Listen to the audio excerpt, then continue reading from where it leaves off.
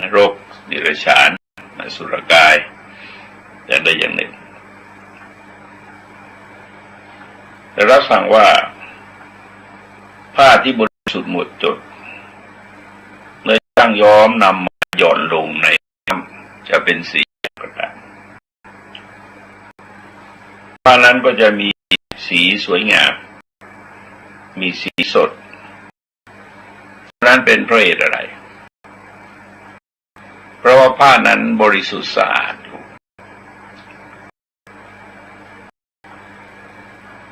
เหมือนกับจิตที่ไม่ขุ่นมัวเศร้าหมองเนี่ยหวังว่าตายแล้วจะไปบังเกิดในสุคตินี่ก็เป็นพุทธภาษิตที่เราคุ้นๆนะฮะจิตเตสังกิริเถสุคติปาติกังขา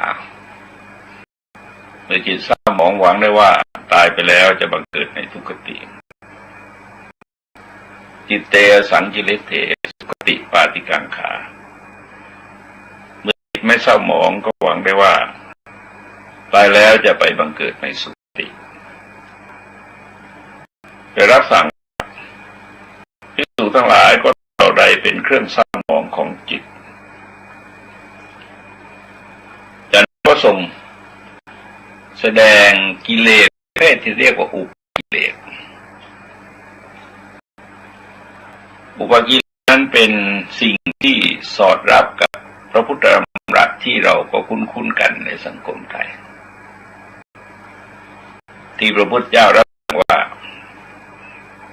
ทุกคนภิกษุทั้งหลายจิตนี้ประภัสสรคือเรืองแสงแต่จิตนี้ต้องเศร้าหมองไปเพราะอุปกิเลสสอนมาก็หมายความโดยสภาวะของจิตจริงๆมันไม่มีปัญหาแต่ว่าที่มีปัญหาก็เพราะว่ามันมีอกุศลต่างๆเกิดขึ้นมาเปลี่ยนแปลงจิตใจให้มันเป็นไปตามแรงของอกุศลเหล่านั้นตามการครอบงำอกุศลเหล่านั้นอันนี้ก็คงนึกออกนะว่าที่ท่านแสดงจิตเนี่ยไม่ได้เกิดขึ้นโดยลำพังแต่เกิดขึ้นร่วมกับสิ่งที่เรียกว่าเจตสิกเจตสิกนั้นพูดง่ายๆก็คือธรรมะดีก็มีไม่ดีก็มีกลางๆก็มีก็ตรงตามบทที่บทอภิธรรมที่กุศลธรรมะกุศลธรรมะอัปยากตาธรรมะธรรมที่เป็นกุศลให้ผลเป็นสุขธรรมที่เป็นอกุศลให้ผลเป็นทุกข์ธรรมที่เป็นกลางๆก็ให้ผลเป็นกลางๆผลอุปกิเลสนั้นแสดงไว้โดยทั่วไป6 ข้อแต่ว่าสุดที่แล้วก็ทรงแสดงไว้15 ข้อแต่ถ้ารวมกับโลภะโทสะมันก็เป็น4 ข้อนะฮะรวมกับโลภะโทสะที่ยกขึ้นเป็นหลักในตอนต้นนั้นก็กลายเป็น16 ข้อเหมือนกันอุปกิเลสคือสิ่งที่เกิดขึ้นแล้วทำจิตใจให้มัวเศร้าหมองนั้นคือเขาเรียกอภิชฌาวิสมโลภะแปลว่าความละโมบที่ไม่สม่ำเสมอด้วยอำนาจเพ่งเล็งตบอยากได้เห็นนั้นก็อยากได้เห็นนี้ก็อยากได้เห็นโน้นก็อยากได้ถ้าเราจะดูความเคลื่อนไหวในตัวของบุคคลเวลาเกิดอาการของอภิชฌาวิสโลภเนี่ยก็เทียบได้กับตอนคนไปเดินตามห้างสรรพสินค้าต่างๆดูนั้นดูนี้ดูโน้นเดินไปเดินมาชอบหมดก็อยากได้หมดอยากก็เปลี่ยนได้ไปดีเลยเพราะว่ามันมีความจำเป็นที่จะต้องจำกัดความอยากเพราะว่าเงินมันมีอยู่อย่างจำกัด แต่สมมติเป็นเงินมากความอยากมากคนก็ต้องมีเหตุผลในการใช้จ่ายเงินเหมือนกันแต่ถามว่าความรู้สึกอยากเนี่ยหรือว่าสิ่งที่เราอยากมันหมดหรือยังไม่หมดหรอกอาจจะหมายตาเอาไว้ว่าสิ่งเหล่านั้นจะผ่านมาทางตาทางหูทางจมูกทางลิ้นทางกายเมื่อใจมันถูกปรุงด้วยอภิชฌาวิสมาโลภะความอยากไว้สม่ำเสมออยากได้มากอยากได้น้อยอยากได้นี่อยากได้ขนาดนั้นขนาดนี้สีนั้นสีนี้ก็วุ่นไปบางคนเดินจากตลาดเป็นชั่วโมงได้ไม่เท่าไหร่เพราะว่าตัดสินใจลงไม่ได้ด้วยแล้วก็กำลังเงินไม่พอด้วยประการต่อไปก็คือพยาบาทนี้เป็นกิเลสประเภทโทสะโน้นเป็นกิเลสประเภทโลภะพยาบาทก็คือการที่จิตผูกใจเจ็บเป็นเรื่องอดีตก็มีอนาคตก็มีปัจจุบันก็มีทรงแสดงเป็นอาคาตวัตถุไว้9ประการ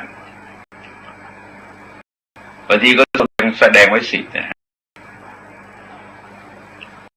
เพราะมันมีความโกรธบางอย่างมันไม่มีปีมีครุยอะไรคือไม่มีเหตุผลอะไรไม่พอใจก็โกรธเอาเท่านั้นเองแล้วก็ลามปามไปได้พยาบาทที่ปรารภอดีตมีทั้งการกระทำดีและกระทำชั่ว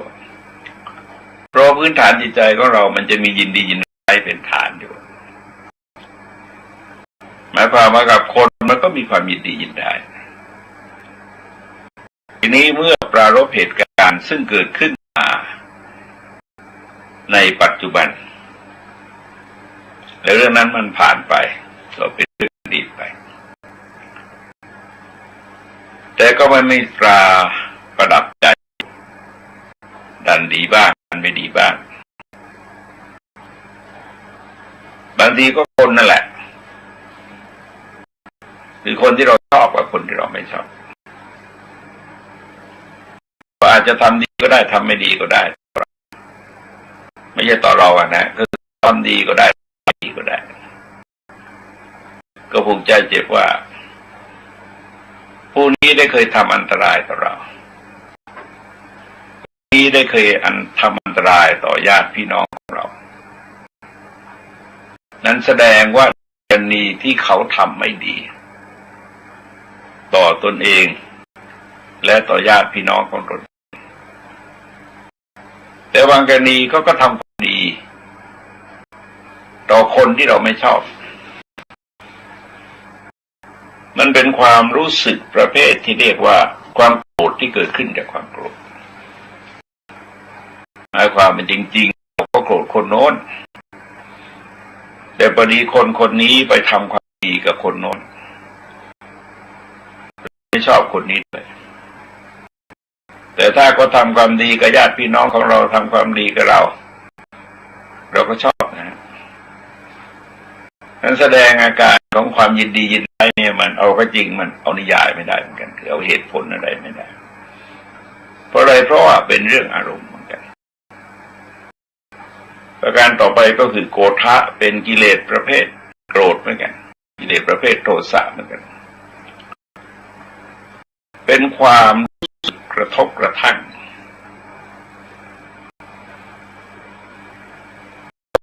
ตาหูจมูกลิ้นกายหรือบางครั้งบางคราวเราก็เหนียวนึ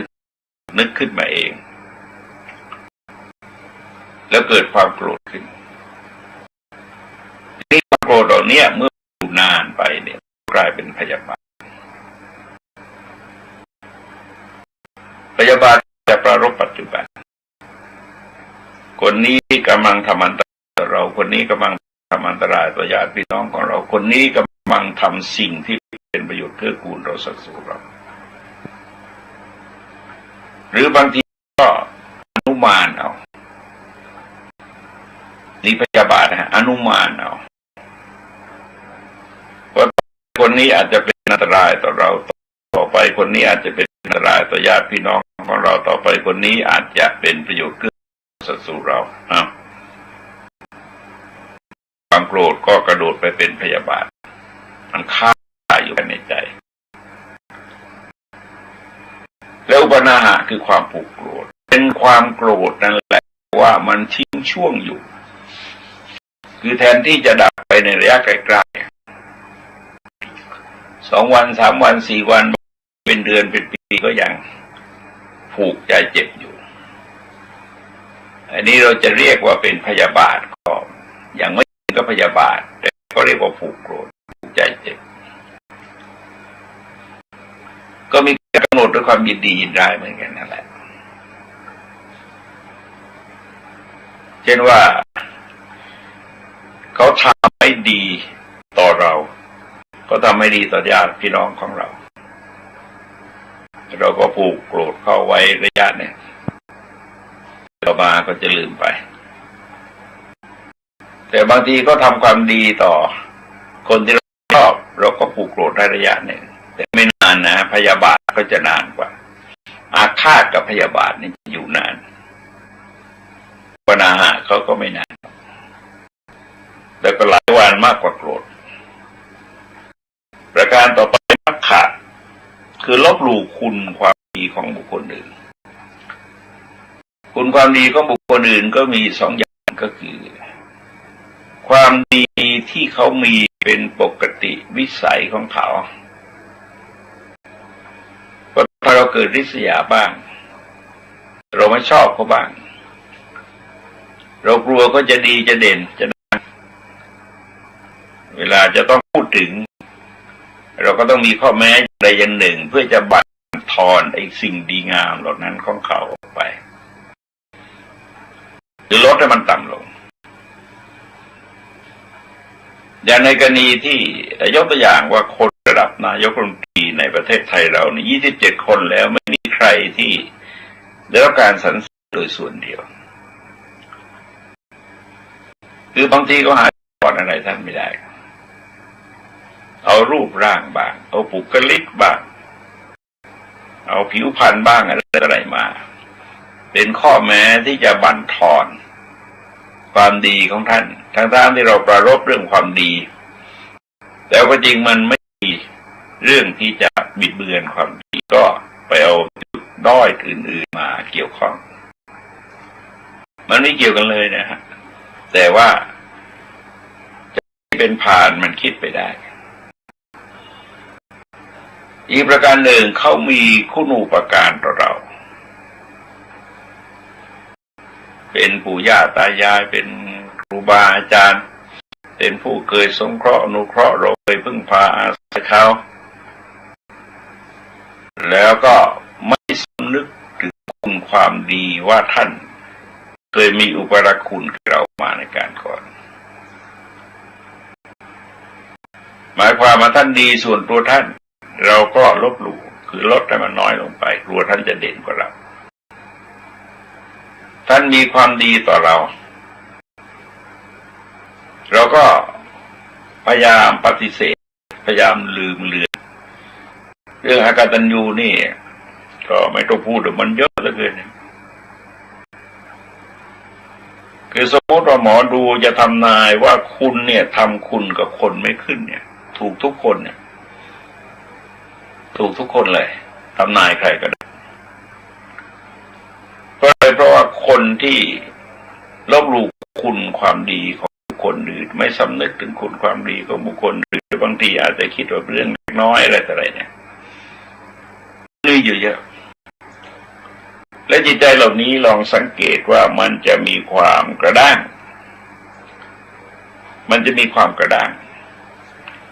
ตั้งแต่โน้นมาแหละตั้งแต่พยาบาทตั้งแต่โกรธความโกรธความลบหลู่คุณจิตใจกระด้างเท่านั้นแล้วก็มีอาการของโทสะกับโมหะส่วนอภิชฌาวิสัมมาโลภะนั้นก็เป็นอาการของโลภะกับโมหะ ประการต่อไปปลาสะคือตีเสมอท่านตีเสมอด้วยเรื่องอะไรก็ได้เรื่องความก็ได้เรื่องตำแหน่งหน้าที่การงานรูปร่างฐานะทางครอบครัวฐานะทางสกุลฐานะทางทรัพย์สินก็เอามาลบหลู่บุญคุณท่านได้ทั้งนั้นไม่ใช่ลบหลู่ปฏิเสมอกับท่านได้ทั้งนั้น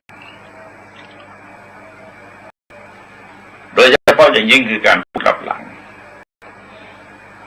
เพราะว่ามันไม่มีหลักฐานยืนยันพิสูจน์ว่าเรานี่เด่นกว่าท่านจริงหรือไม่เขาพูดได้สบายคนนี้พูดสบายก็พูดเพลินๆไปเรื่อยๆ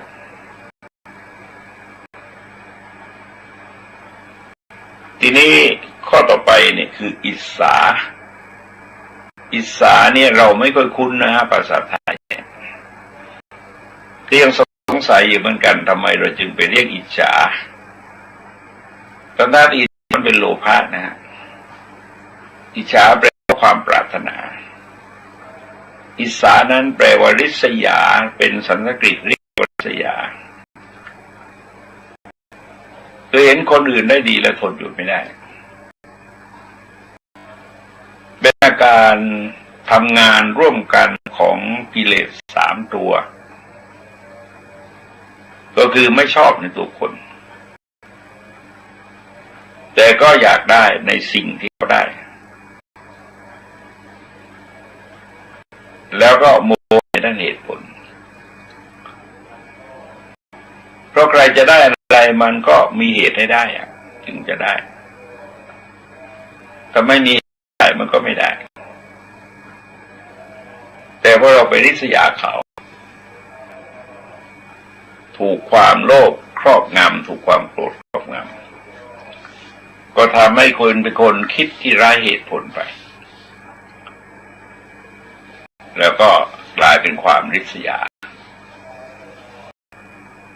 ก็ต่อไปมัจฉริยะคือความตนีนั้นตนีผลประโยชน์เรียกว่าลาภมัจฉริยะหมายความว่าอะไรก็ตามที่เป็นของเรานะเราไม่ต้องการจะให้คนอื่นบางทีเราเรียกว่าตนีทีเหนียวบางทีเราเรียกว่าใจแคบก็แล้วแต่ตามปกติแล้วมนุษย์ก็จะยึดติดในสิ่งของตัวเองบางทีแม้เราแน่ใจว่าไม่ได้ใช้แล้วแต่จะให้คนอื่นไปมันก็เกิดประโยชน์แต่ตนีมันปิดกั้นจิตใจเอาไว้ก็เลยให้ไม่ได้นี่ก็เป็นอาการของมัจฉริยะทีนี้ประการต่อไปเป็นกุลมัจฉริยะ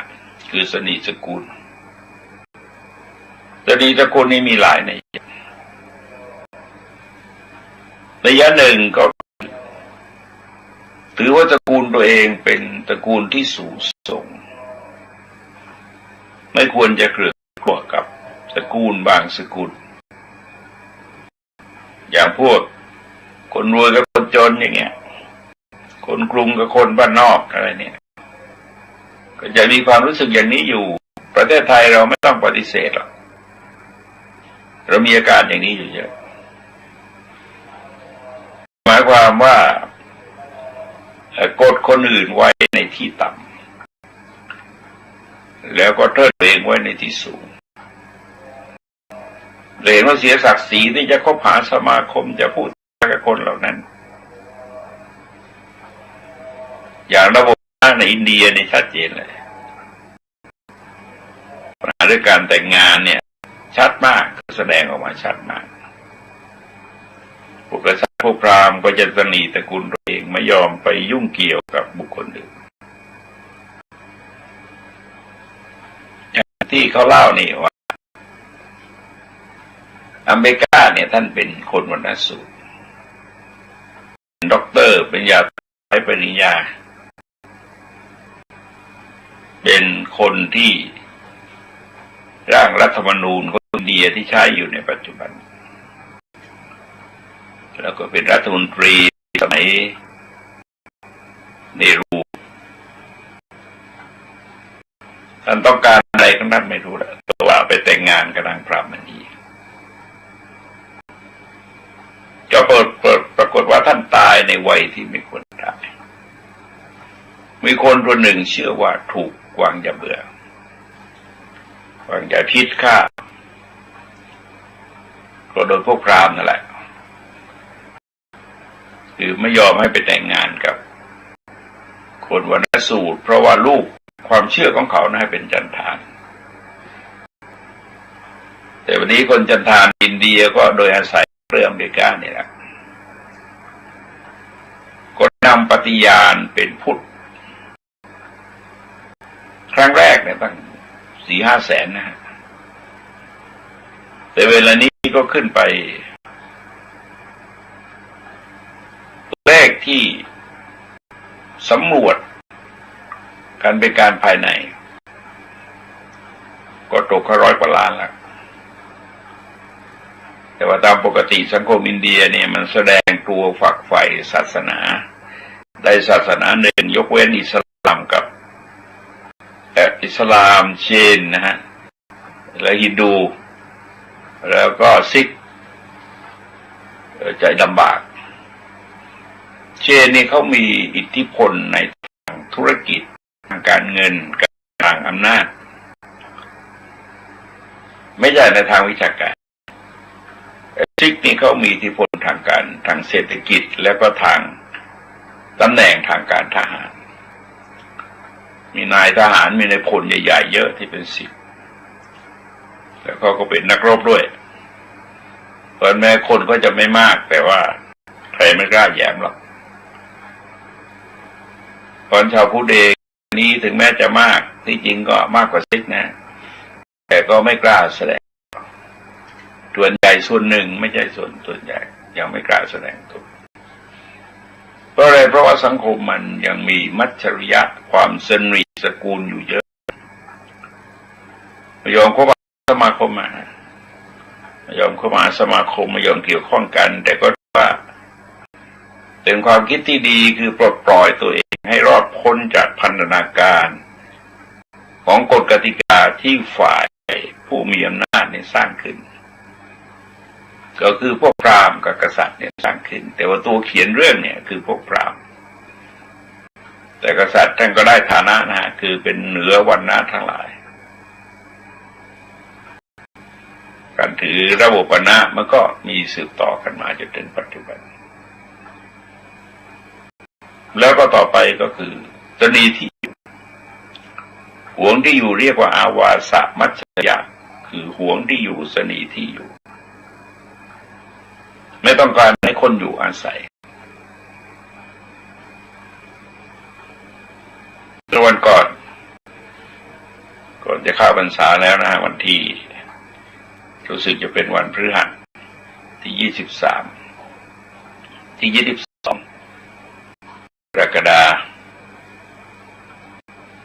เจ้าคุณเทพวิสุทธิกวีโทรมาหัวค่ำบอกว่ามีพระที่ไม่มีวัดจะจำพรรษาถามว่าที่ศูนย์ส่งเสริมพระพุทธศาสนาได้ไหมบอกไปเลยที่ศูนย์ส่งเสริมอยู่ได้เป็นก็อยู่กันทั้งธรรมยุทธมานิกายมีธรรมยุทธก็มีมานิกายก็มีเวลาไปทำปฏิโมกข์ก็ไปกันคนละวัดแต่ก็อยู่ก็ร่วมกิจกรรมกันในการศึกษาเราเรียนในการไหว้พระสวดมนต์บิณฑบาตต่างคนต่างก็แยกย้ายกัน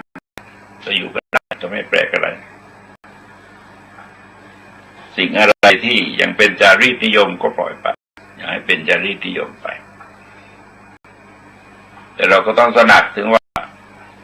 เราเป็นเพื่อนสัพพมัจจีกันเป็นภิกษุสามเณรด้วยกันขณะที่อยู่เนี่ยหาไม่ได้สุนัขยังอยู่ได้นะฮะพระยังอยู่ไม่ได้ก็น่าน้อยใจเหมือนกันก็อันนี้ก็คือสนีที่อยู่กันมันไม่ใช่ไม่มีที่อยู่หรอกแต่ว่าหวงที่อยู่เป็นเจ้าเข้าเจ้าของมากเกินไป และประการต่อไปก็คือวันณมัจฉริยะวันณมัจฉริยะนี่มีผิวก็มีวันณะที่แปลว่าพวกอย่างวันณะทั้งสี่เนี่ยก็มี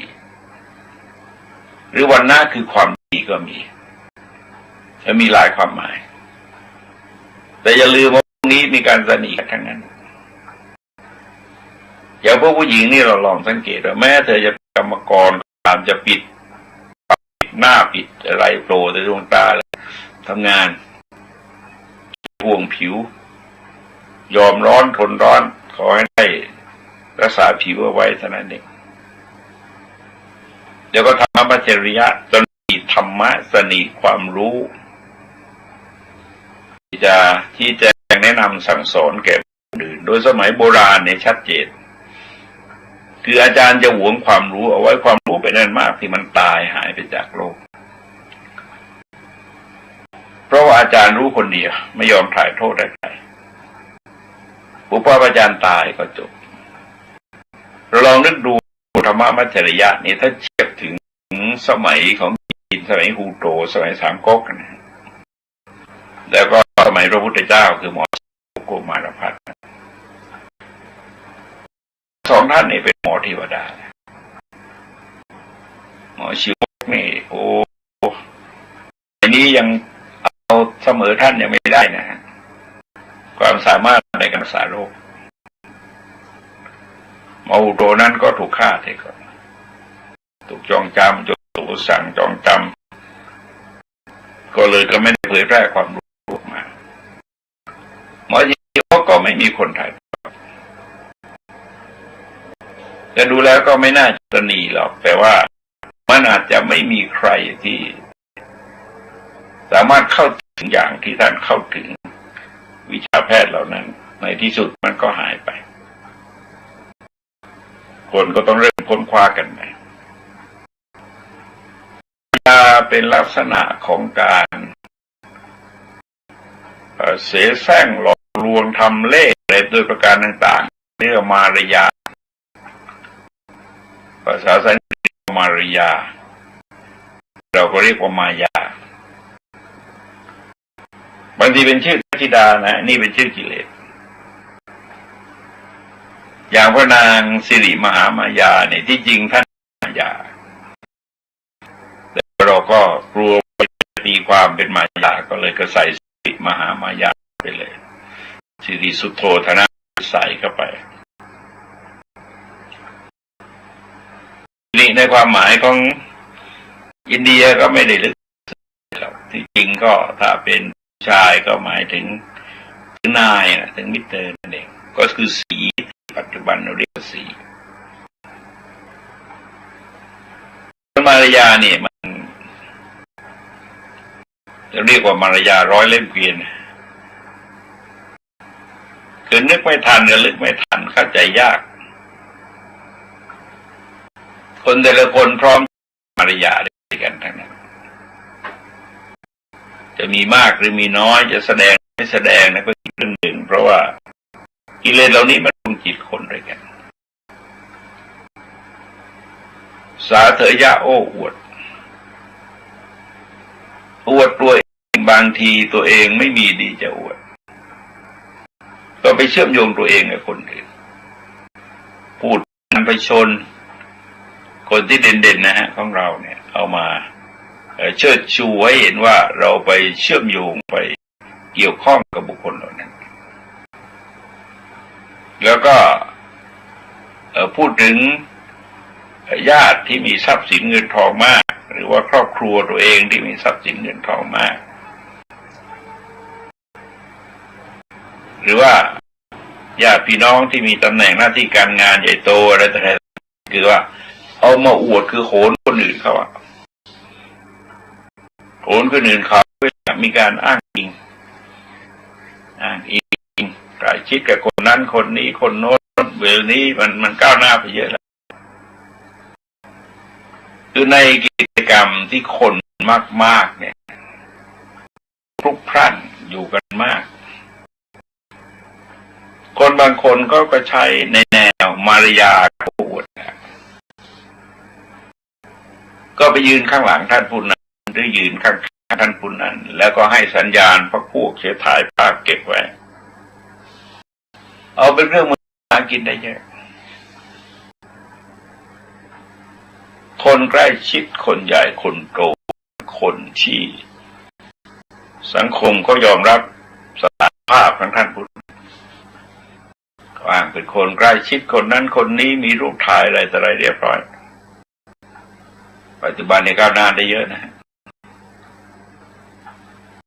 ข่าวว่าอะไรแต่มือถือนี่ก็ถ่ายภาพตัวเองอย่างได้ต่อไปก็คงจะไกลสาธยะโอ้อวดเนี่ยคงจะไปไกลหัวดื้อทำที่เราเรียกหัวดื้อคือไม่ค่อยยอมรับนับถือไม่ค่อยเชื่อฟังไม่ค่อยทำตามจะแนะนำสั่งสอนตักเตือนว่าอย่างไรก็ตามไม่ยอมเชื่อถือไม่ยอมไปฏิบัติตามท่านแบ่งเป็น3ประเภทเรื่องหนึ่งคือเรื่องอะไรที่เขากำลังทำอยู่เนี่ยบอกว่าอย่าไปอย่าทำเขาจะไปจะทำ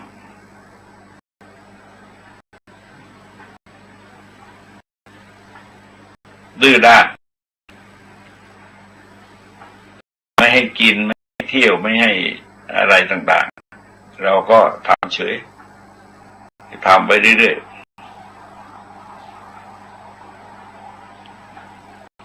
แล้วก็ดื้อต้องการเอาชนะให้ได้ต้องการเอาชนะให้ได้ปรามตักเตือนอะไรก็มีการทดสอบอยู่ไปเรื่อยๆเพราะปัญหาเหล่านี้ถ้ามันแรงกลายเป็นทิฐิคือให้ความเคารพตัวเองแล้วไม่ยอมฟังเหตุผลจากคนอื่นไม่ว่ายังไงก็ตามผิดหมดตัวเองถูกอยู่คนเดียวนี่ก็ลักษณะของคนประเภทที่เรียกว่าทำพระคือหัวดื้อถ้าฟังคนนึกถึงคำว่าจตุสดมก็อะไรล่ะพุทธิศึกษาจริยศึกษาหัตถศึกษาพละศึกษาเนี่ยก็4 เสาจะมาจากเนี้ยมาจากเสานี่แหละคือองค์ธรรมเหล่านี้แกไม่มีชื่อหรอกเวลาพระพุทธเจ้านำมาแสดงก็ทรงเรียกด้วยรูปธรรมตั้งชื่อกิเลสเหล่านั้นด้วยรูปธรรมที่คนสามารถสัมผัสได้เช่นคนโลภจัดเนี่ยเราสัมผัสได้คนพยาบาทเนี่ยสัมผัสได้คนรีโกรธสัมผัสได้คนผูกโกรธเนี่ยสัมผัสได้คนดูหมิ่นคนอื่นเนี่ยสัมผัสได้แล้วก็ตั้งชื่อด้วยภาษาบาลีเรียกชื่อนี้แต่พอเราไปประเทศอื่นด้วยภาษาอื่นเขาก็พูดด้วยคำอย่างอื่นโดยเนื้อหาจะเป็นอันเดียวกันแต่ว่าโดยภาษาแล้วก็จะต่างกันเพราะคำว่าทำพระหัวดื้อก็มาจากเสาซึ่งพอพูดว่ามันดื้อผลักไปซ้ายก็ไม่ไปขวาก็ไม่ไปยกถอนขึ้นก็ไม่ได้กดลงก็ไม่ได้บางทีก็อุปมาว่าดื้อมันก็แมวเนี่ยเขาอธิบายว่าถ้ามันเดินไปข้างหน้าเราไปจับที่หูมันเดินให้มันเดินเร็วขึ้นเนี่ยมันไม่ไปมันถอยหลังทีนี้ถ้าหากว่ามันถอยหลังเราก็ไปจับหางมันเพื่อดึงมันถอยหลังมันก็ตะกุยไปข้างหน้าเราดึงที่หลังมันขึ้นมันก็กดท้องลงดึงที่ท้องมันลงมันก็เด้งหลังขึ้นเอาเข้ามาอยู่เขาเรียกว่าดื้อเหมือนกับแมวจะทำยังไงก็ไม่ได้แต่ว่าแมวแกก็มีปัญหาน้อยนะแมวมันไม่ใช่คนคือสร้างปัญหาได้น้อยประการต่อไปคือสารัมภะแปลว่าแข่งดี ในนี้ก็คือแข่งดีแข่งกันทำดีอย่าไปคิดเอาชนะค้าขานกันอย่าแข่งกับตัวเองนั้นดีนะฮะเพื่อนทำได้เราต้องทำไม่ได้เพื่อนทำเป็นเราต้องไม่เป็นเพื่อนรู้เราต้องรู้เพื่อนเข้าใจเราต้องเข้าใจตามปกติชักใช้คำว่ามุมานะกับแนวตรงนี้มันเป็นแนวประตูอย่างที่พระเจ้าทรงใช้ทรงตำหนิภิกษุทรงยกย่องภิกษุในท่ามกลางสงฆ์ทั้งสองเรื่องทำไมจะต้องพูดในท่ามกลางสงฆ์เพื่อกระตุ้นคนที่ยังไม่ถูกตำหนิให้ตระหนักว่าเธอจะเป็นอย่างนี้นะถ้าเป็นอย่างนี้จะถูกตำหนิด้วยแล้วเพื่อกระตุ้นคนอื่นที่มีพฤติกรรมในลักษณะเดียวกันหรือเป็นคนดีด้วยกันให้พยายามรักษาความไว้ดุจเกลือรักษาความเค็มโอกาสหนึ่งก็จะรับยกย่องจากพระพุทธเจ้าเพราะในคราวใดก็ตามที่พระพุทธเจ้าทรงแต่งตั้งภิกษุที่เป็นตถาคตในเรื่องใดเรื่องหนึ่งเช่นทรงยกย่องพระอุบาลีไว้ในตำแหน่งยอดของภิกษุทั้งหลายที่เลิศทางจำทรงวินัยเอาไว้พระก็เฮโลสลับปากันไปชุดหนึ่งมุ่งมานะที่จะทรงจำพระวินัยเพื่อรับการยกย่องจากพระพุทธเจ้าแต่ทีนี้เราก็ใช้ไปในทางบวกแต่ก็ไม่เรียกว่ากิเลสนะก็ไม่เรียกกิเลสแล้วก็ไม่เรียกว่าแข่งดีก็เป็นเรื่องของฉันทะวิริยะจิตตะวิปัสสนาไปทีนี้สารัมภะที่แปลว่าแข่งดีหมายความว่าพยายามที่จะเอาชนะค้าขานกันในทางที่ไม่ถูกไม่ควรซึ่งบางคราวก็ไปผนวกกับพยายามตีตนเสมอท่านแต่อย่าลืมว่าถ้าแข่งกันทำดีหรือพยายามทำดีแต่เอาท่านเป็นเยี่ยงทำความดีตามท่านก็ไม่มีปัญหาการต่อไปก็คือมานะเน้นเป็นกิเลสนะฮะเป็นกิเลสที่ละเอียดเป็นสังโยชน์ระดับสูงคนละจริงๆมีเฉพาะพระอรหันต์พระอนาคามีอย่างละไม่ได้เลยแต่มานะโดยทั่วไปเนี่ยเช่นว่าเราเป็นผู้เลิศกว่าคนอื่นในเรื่องใดเรื่องหนึ่งนะเรื่องใดเรื่องไม่มีมนุษย์ไหนที่เลิศกว่าคนอื่นทุกเรื่องหรอกสักเรื่องสองเรื่องหนึ่ง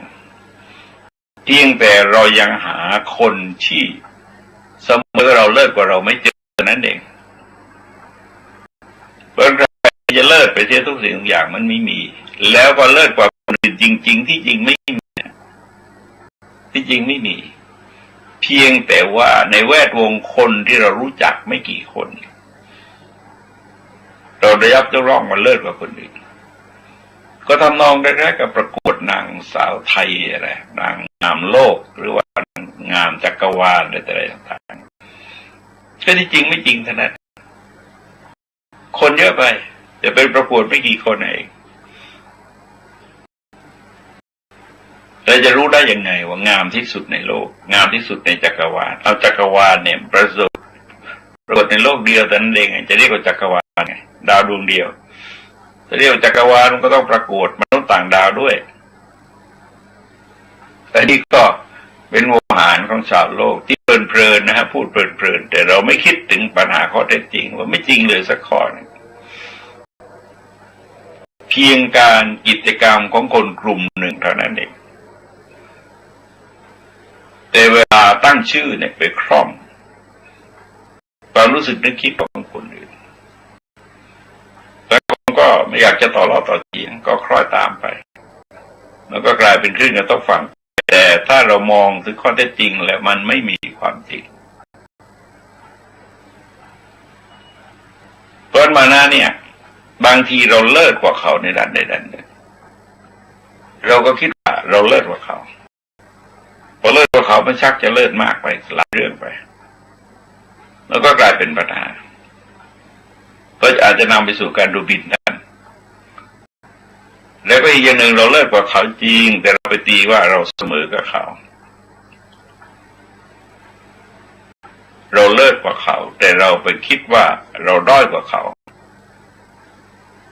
ก็ทำให้สูญเสียความเชื่อมั่นในตัวเองไม่กล้าคิดไม่กล้าทำไม่กล้าตัดสินใจอย่างในสังคมเรามีคนดีเด่นดังเยอะที่จะเอาเป็นตัวอย่างเนี่ยแต่เราไปคิดว่าเราทำไม่ได้ทำไม่ได้ทำไม่เป็นไม่รู้ไม่เข้าใจยังไม่ได้ลองนะลองแต่เราคิดว่าเราอยู่ในฐานะอย่างนี้หรือบางทีเราก็เสมอกับเขาแต่เราคิดเราเลิศกับเขาเราเสมอเขาเราเลวกับเขาเราเลวกับเขาก็คิดว่าเราเลิศกว่าเขาหรือเสมอเขาเลวกว่าเขาเลวกว่าเขาทั้งหมดเนี่ยมันทำให้จิตใจเนี่ยแข็งกร้าวหรือว่าซึมเศร้าหดหู่เพราะไปยอมจำนนหมดไอ้คำว่าไม่รู้ไม่ได้ไม่เป็นไม่เข้าใจเนี่ยแต่ละอย่างเนี่ยมันชะงักหมด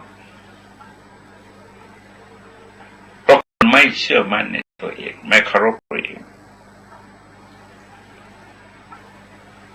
ประการต่อไปอติมานะคือดูหมิ่นท่านดูหมิ่นเรื่องรูปร่างดูหมิ่นเรื่องโภพันธ์ดูหมิ่นเรื่องสกุลดูหมิ่นเรื่องความรู้ดูหมิ่นผิวดูหมิ่นโอ้ยสารพัดเรื่องที่จะมาดูหมิ่นคือบางทีมันฝังรากอย่างอยู่แล้วก็พอถึงจุดหนึ่งเนี่ยอย่างกระแสประธานาธิบดีสหรัฐอเมริกาคนปัจจุบันเนี่ยเราจะเห็นว่าตอนนั้นกระแสฟีเวอร์เลยฟีเวอร์คนสีผิวกับผู้หญิงแล้วก็คิดหมายกันว่าไม่ผู้หญิงก็คนผิวสีแหละแล้วเสร็จแล้วก็ออกมาที่คนผิวสีก็เลยเนี่ยคนก็เกิดที่ดูหมิ่นขึ้นมาก็พยายามริดรอนสร้างข่าวบั่นทอนความรู้ความสามารถอะไรต่างๆคล้ายๆกับเพื่อนทำงานมาสัก5 ปีเพื่อนทำงานมาก็ไม่เท่าไหร่นะฮะก็ยังไม่ถึง2 ปีเดือนมกราคมก็ถึง2 ปีนี่ก็แสดงให้เห็นถึงอาการดูหมิ่นแต่ว่าดูหมิ่นผิวอะดูหมิ่นผิวไปนี่จะไปพูดเรื่องผิวมันก็หาว่าเหยียดผิวอีกแล้วก็พูดเรื่องการงานวิพากษ์วิจารณ์อะไรทั้งนั้นแหละเรื่องจะวิจารณ์ว่าทั้งนั้นแต่ว่ามันทำด้วยความบริใจจริงใจมากน้อยแค่ไหนเพียงไรเท่านั้นเองฟังทั้งหลายที่สุดนี้ขอความเจริญงอกงามไพบูลย์ในธรรมจะมีแต่ท่านผู้ฟังทั้งหลายทุกท่าน